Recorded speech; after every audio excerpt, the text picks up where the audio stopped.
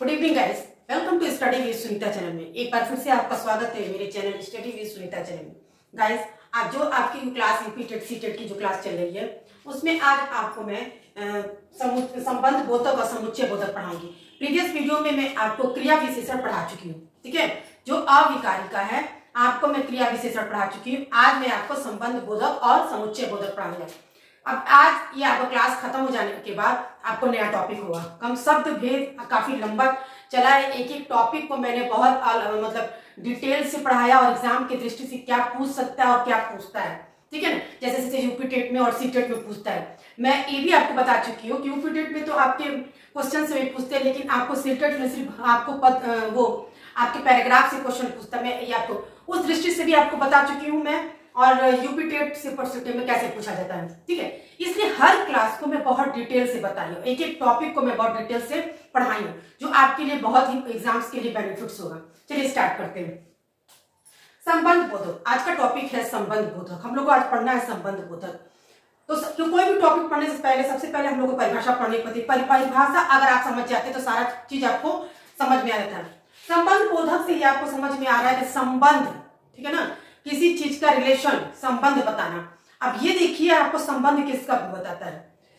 जो अव्यय यानी कि जो शब्द, ठीक है, जो शब्द जो अव्यय यानी कि जो आपका वो शब्द रहेगा, जो आपका अव्यय संज्ञा सर्वनाम के बाद आकर वाक्य के दूसरे शब्द के संबंध को, ठीक है ना, बतलाए। यानी कि जिस वाक्य में संज्ञा सर्वनाम के बाद अव्यय आता है उसी को हम संबंध बोधक कहते हैं, क्योंकि वो किसका संबंध बताता है, संज्ञा और सर्वनाम का संबंध बताता है। हमेशा इस बात को आप याद रखिएगा कि जो संबंध बोधक से जो भी प्रश्न पूछेगा, मान लीजिए अगर सीटेट में आपको पैराग्राफ दे दिया, अगर उस पैराग्राफ में अगर ऑप्शन में आपके संबंध बोधक, समुच्चय बोधक, विस्मय आदि बोधक जो भी आपको दिया रहेगा, उसमें अगर पूछता है कि इसमें से आप बताइए संबंध बोधक कौन सा है, तब आपको ये याद रखना होगा, परिभाषा याद रखिएगा कि जब देखिएगा उस ऑप्शन में, उस पैराग्राफ में जैसा भी है कि संज्ञा सर्वनाम के बाद जो अव्यय आया होगा वही आपका संबंध बोधक होगा, यानी कि संज्ञा सर्वनाम का ये संबंध बताता होगा, ठीक है ना।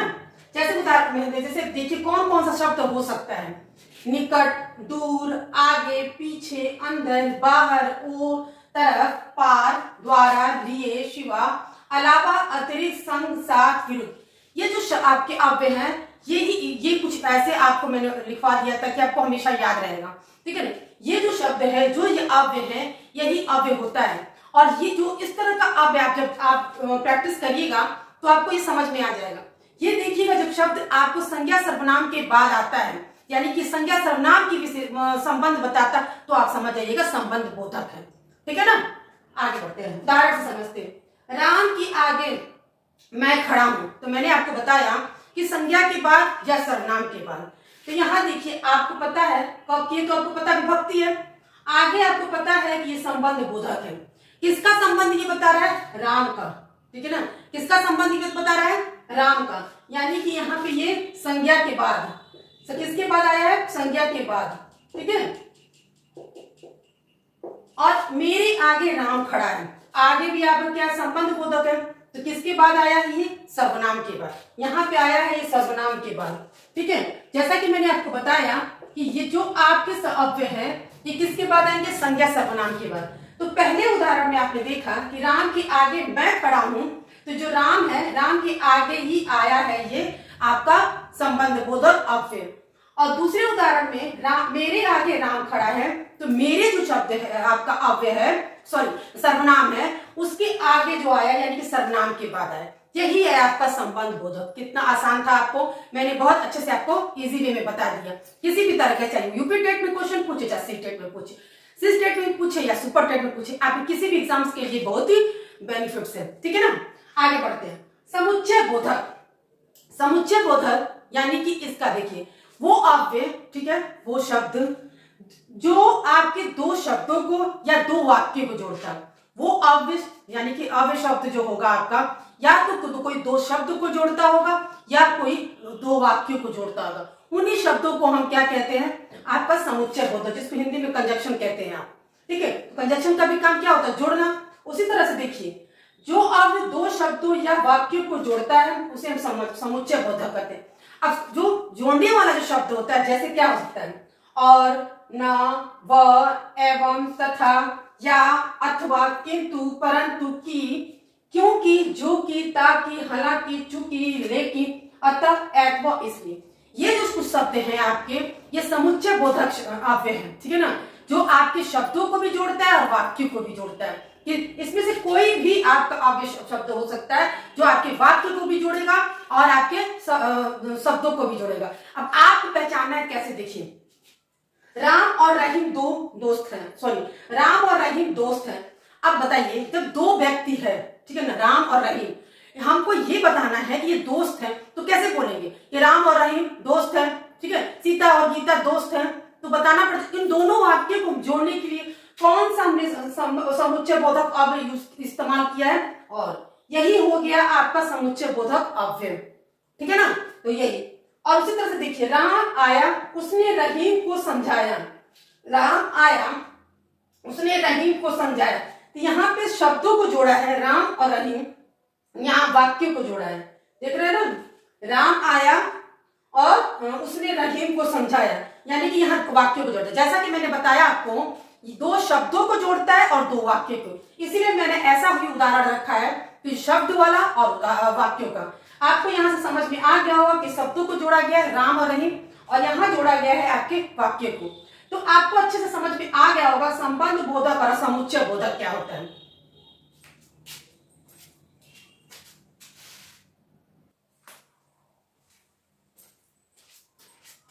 चलिए गाइस, अभी तक आपने संबंध बोधक और समुच्चय बोधक पढ़ा। अब आगे पढ़ते हैं हम लोग विस्मय आदि बोधक और निपात, ठीक है ना। आपके 5 हो जाएंगे अविकारी में। आप देखिए निपात को, अच्छा ठीक है मैं पढ़ाती हूँ, उसके बाद बताती हूँ आपको। विस्मय आदि बोधक, ठीक है, विस्मय आदि बोधक को कैसे हम करेंगे और क्या इसकी परिभाषा क्या है।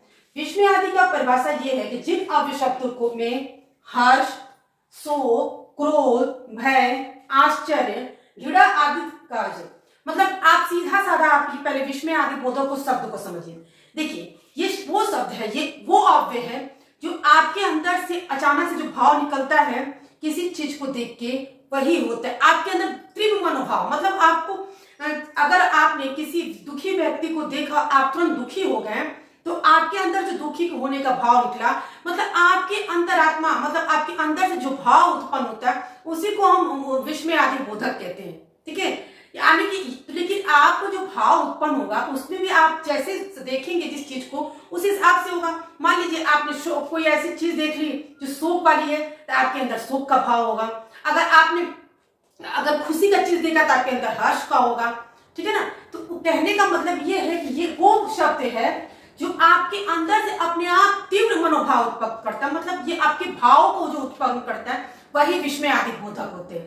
इसमें कौन कौन से अव्यय होते हैं, देखिए, हर्ष, शोक, क्रोध। मान लीजिए कोई चीज ऐसे आपने देखी और किसी को डांटना होता है, आपको बहुत तेज गुस्सा आ जाता है, आपका चेहरे का रिएक्शन जो होता है गुस्से वाला हो जाता है, तो आपके अंदर तुरंत एक भाव उत्पन्न होता है क्रोध का, ठीक है। तो जो आपके अंतरात्मा, जो आपको भाव जो उत्पन्न होता है, जिस तरह का भाव उत्पन्न होता है वही विस्मय आदि बोधक का अव्यय होता है। एक ये आपका है। और देखिए तो क्रोध, भय, आश्चर्य, घृणा आदि तीव्र मनोभाव व्यक्त होते हैं, उन्हीं को हम कहते हैं। अब जैसे कैसे इसमें शब्द जैसे भी हो सकते हैं, जैसे मान लीजिए कोई बच्चा पढ़ने में बहुत अच्छा है, उसने फर्स्ट डिवीजन से पास हो, जब आपके पास आता है तो आप उसको क्या करते हैं, उसको आप बधाई देते हैं, शाबाश शाबाश और भी अच्छा करो। तो आपने उसको क्या किया, आपने उसको प्रोत्साहित किया, ठीक है, कि आप शाबाश, वेल डन, बहुत अच्छा किया तुमने और आगे अच्छा करो, ठीक है, या अच्छा किया, या तो उससे भी अच्छा करने का आपने आशीर्वाद दिया उसको, ठीक है। तो ये शाबाश जो शब्द है हर्ष का शब्द है।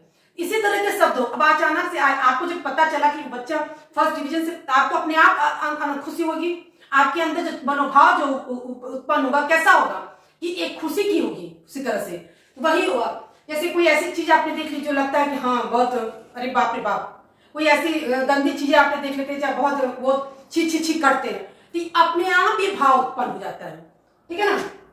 जैसे देखिए उदाहरण से आप समझिए। और इसमें एक और पहचान है, वो तो जो शब्द आपके दिया रहेगा वाह, आह, ठीक है ना, और भी बाप रे कितना, इस तरह का जो भी शब्द जो आपके दिया रहे, तो ये आपके विस्मय आदि बोधक अव्यय होगा। लेकिन उस और एक और अच्छी पहचान आपने समझ लीजिए, उन शब्दों की आगे इस तरह के जब निशान दिए रहेंगे, एक लंबी लाइन और नीचे गोल बिंदी, इसको इस निशान से भी आप समझ, इस चिन्ह से भी आप समझ जाएंगे कि ये विस्मय आदि बोधक शब्द है। ठीक है ना, इसको आप समझ जाइएगा विस्मय आदि बोधक शब्द है, क्योंकि इसके बिना वो अधूरा लगेगा ही लगेगा। जैसे उदाहरण देखिए, वाह वाह अच्छा किया। आपने जब देखा कि वो बच्चा अच्छा किया पढ़ने में, तो आपके अंदर से हर्ष का भाव उत्पन्न हुआ। तो क्या हुआ, अरे वाह वाह अच्छा किया। चाहे वो क्रिकेट खेलने में भी किया हो, अच्छा किया, पढ़ने में अच्छा किया, जो काम उसका अच्छा करने में जिसमें आपको भी खुशी हुई, उसको भी खुशी, तो हर्ष का भाव उसमें उत्पन्न। ठीक है, किसी को आपने देख लिया वो मर गया है, तो आपके अंदर क्या शोक का भाव, मर गया। ठीक है, तो यहाँ शोक का भाव उत्पन्न होता है। ठीक है, बाप रे कितना भयानक शेर है। आपने कोई ऐसा शेर देख लिया जिस लगता है बहुत भयानक है, मतलब नॉर्मल शेर जैसा होता है उससे भी थोड़ा अलग टाइप का दिखेगा, तो आपके मुंह से निकलेगा अरे बाप रे कितना भयानक शेर है, तो मतलब एक आश्चर्य की बात होगी। ठीक है, तो जो आश्चर्य का जो शब्द होगा, ठीक है, तो वही आपका विस्मय आदि हो, बाप रे बाप कितना भयानक है, तो यही हो गया आपका आश्चर्य का भाव। ठीक है, तो आश्चर्य का भी भाव हो सकता है, घृणा में छी छी छी का इस्तेमाल करते हैं, फिर हर्ष का हो गया, क्रोध में भी कुछ। ठीक है, जैसे राम राम इस तरह का शब्द, जहां भी ये शब्द होगा उस शब्द के आगे ये इस तरह का निशान लगेगा, आप ये समझ जाइएगा ये विस्मय आदि बोधक है। अगर ये पूछता है कि कौन सा विस्मय आदि बोधक है, तो आप शब्दों से समझ जाएंगे कि वाह वाह अच्छा किया तो हर्ष का है, आह वह मर गया तो शोक का है। ठीक है, बाप रे कितना भयानक शेर है तो आश्चर्य का है।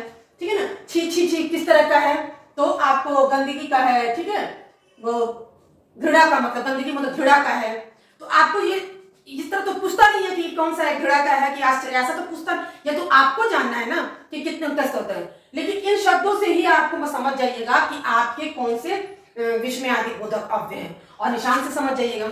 एक और आपका है निपात। देखिए निपात को अव्यय में नहीं आता, अव्यय में लेकिन माना जाता नहीं है, लेकिन अव्यय का ही शब्द है। ठीक है ना, इसको हम अव्यय में ही पढ़ेंगे, लेकिन ठीक है इसमें थोड़ा विवाद है। इस शब्द या शब्द समूह में पूरे वाक्य के अन्य भावार्थ, ठीक है ना, प्रदान करने वाले शब्द, यानी कि उस शब्दों पे बल देना भी, इसको एक तरह से ये भी कहा जाएगा कि बल देना उन शब्दों पे होता है, उसी को हम निपात भी कहते हैं। ठीक है, निपात वास्तव में ही अव्यय है। ठीक है, अव्यय में अक्सर पढ़ाया जाता है, लेकिन ये अव्यय ही है। ठीक है, तो ये कई तरह, मतलब 9 तरह के अव्यय होते हैं, जैसे स्वीकारात्मक, नकारात्मक, प्रश्नवाचक, आदरण। ठीक है ना, तो जैसे शब्दों में देखिए, जैसे हाँ, जी हाँ, ये क्या आपका कोई भी चीज को स्वीकारात्मक। ठीक है, नहीं, जी नहीं, मत नकारात्मक। ठीक है, क्या ये आपके हो गया प्रश्नवाचक। ठीक है, क्या ये भी काश, काश की, विस्मय आदि बोधक, तो ही, तक, पर, सिर्फ, केवल, सा, ठीक, लगभग, कर, ये सब आपके क्या है, निपात है। और निपात अव्यय आपके शब्दों को बल देने के लिए इस्तेमाल किया जाता है। ठीक है ना, तो आपको बस ये जानना है कि इसमें जैसे विस्मय आदि बोधक अव्यय होगा, नकारात्मक होगा, स्वीकारात्मक होगा, प्रश्नवाचक हो, आदरणीय होगा, ऐसे करके आपके हैं। ठीक है, कहा जैसे मान लीजिए जी हाँ, ऐसे करके शब्दों को तो आपने आदर उसके लिए बोध किया। ठीक है, तो देखिए जैसे क्या तुम सुन रहे हो, इसमें जो क्या जो है, ये क्या है, आपका निपात है। अब कौन सा निपात है, प्रश्नवाचक निपात है। ठीक है, प्रश्नों का निपात है, तो ये तो आपको पता ही है जब भी, लेकिन इस प्रश्न वाले में केवल क्या ही आपका निपात में आता है। फिर यह काम तो एक बच्चा भी कर सकता है। हमने एक बल दिया, या जो भी काम होगा, जो वो काम वो बच्चा भी कर सकता है। हम बोल रहे हैं क्या, यह काम तो एक बच्चा भी कर सकता है, यानी कि मैंने एक बल दिया, यह काम तो एक बच्चा भी कर सकता है, तो जो भी निपात है। ठीक है ना, मैंने क्या कहा कि ये काम वैसे एक बच्चा भी कर सकता है, तो भी जो है आपका निपात है। मतलब निपात जो आपका अव्यय होगा ये इस तरह का होगा, हाँ, जी हाँ, मत, ना, नी, क्या। ठीक है ना, क्या, आकाश, तो ही, एक, मतलब जो शब्दों को आपके बल देने का काम करेगा वो इस तरह का। तो देखिए गाइस, मैं एक बार फिर से आपको रिवीजन करा दी। देखिए विस्मय आदि बोधक आप इतना समझ जाइए कि जो चीज आपके अंदर से तीव्र मनोभाव, मतलब जो आप उसको देखेंगे, जैसा भी आप देखते हैं, आपके अंदर से जो भाव उत्पन्न होता है, वही विस्मय आदि बोधक हो। विस्मय आदि बोधक में मैंने ये निशान बताया, इससे भी पहचानते हैं, और जो भी अव्यय शब्द, जो भी शब्द होगा उसके आगे ये लगा रहेगा। ठीक है, आपको उस वाक्य को देख के अपने आप उस आपका पता चल जाएगा वो भाव उत्पन्न। जैसे वाह वाह अच्छा कि आपको खुद ही यह वाक्य पढ़ने से समझ में आ रहा है कि ये खुशी का शब्द है, हर्ष का शब्द है, सॉरी वाक्य है, ठीक है ना। उसी तरह से आह वो मर गया, आपको ये समझ में आ गया कि ये कितनी दुख की बात है, शोक का बात है, ठीक है। बाप रे कितना भयानक से आश्चर्य की बात करना, तो ये है आपका जैसे जो भी इसमें जो आपके आते हैं हर्ष, शोक, क्रोध, भय, आश्चर्य, घृणा, ठीक है ना। फिर शाबाश, ए आए, बाप रे, राम राम, छी छी, इस तरह के आपके आपके होंगे। और निपात में जो है आपके हाँ, जी हाँ, नहीं जी नहीं, मस्त, क्या, न, क्या, काश, ये सब जो आपके शब्द होंगे, अव्यय होंगे, ये आपके निपात होंगे, जो आपके शब्द और वाक्यों को क्या करेगा, बल प्रदान करता है, ठीक है ना। ये थे आपके आज शब्द विचार के पूरी टॉपिक खत्म हो गई और मैंने एक एक शब्द एक एक टॉपिक को बहुत क्लियर से और बहुत डिटेल से पढ़ाया। किसी भी कोई भी एग्जाम आप देंगे, हर एक एग्जाम के लिए जहां आपको हिंदी आती होगी, ये स्पेशली जो क्लास चलती है यूपी टेट सीटेट के लिए चलती है, लेकिन लेकिन यही सब चीज आपके हर वो एग्जाम में आते हैं जिसमें हिंदी आती है, यही सिलेबस होता है, यही टॉपिक होता है, ठीक है। बस थोड़ा सा हेरफेर करके आपको करना रहता है, लेकिन आपके लिए हर एग्जाम के लिए चीज बेनिफिट्स है, ठीक है। तो वीडियो को पूरा देखिए, पढ़िए और समझिए, आपके हर एग्जाम्स के लिए बहुत बेनिफिट्स है।